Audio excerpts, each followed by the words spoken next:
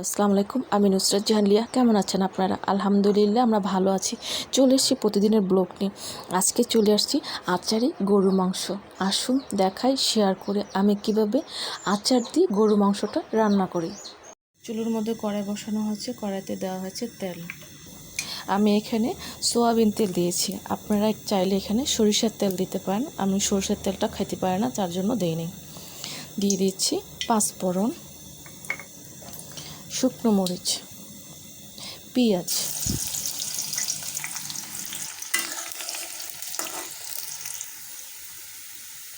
দেওয়া হচ্ছে জিরে বাটা, রসুন বাটা, আদা বাটা, লবণ, হলুদের গুঁড়ো, ধনিয়া গুঁড়ো, শুকনো মরিচ বাটা।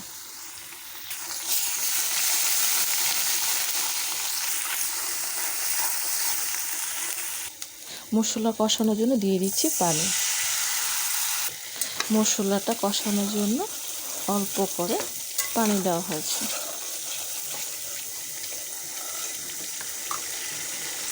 দেওয়া হচ্ছে গরুর মাংস। গরুর মাংসটা দেওয়া হয়ে গেছে।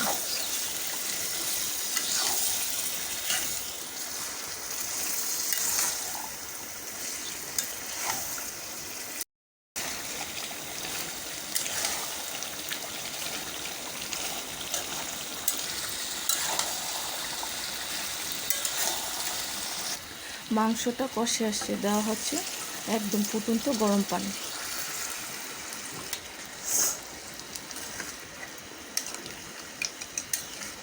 সম্পূর্ণ ঝোলটা দেওয়া হয়ে গেছে।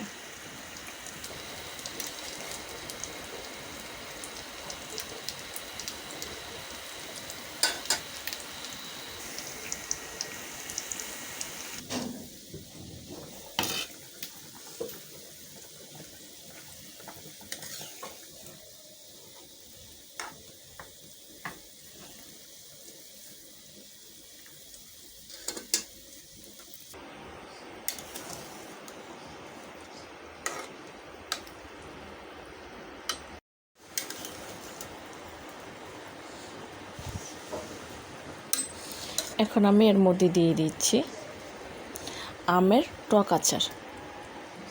যে কোনো টক আচারটা কিন্তু দিতে হবে।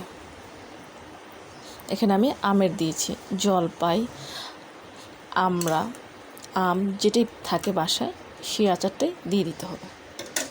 আচার কিন্তু হচ্ছে এটা মেন। এখন আমি এটাকে আবারও ঢেকে দিয়েছি।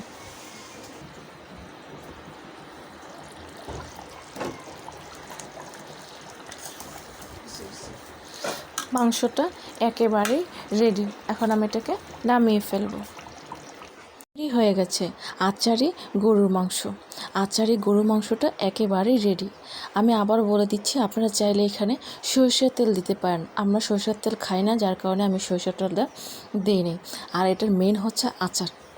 আচার কিন্তু দিতেই হবে, যে কোনো টক আচার।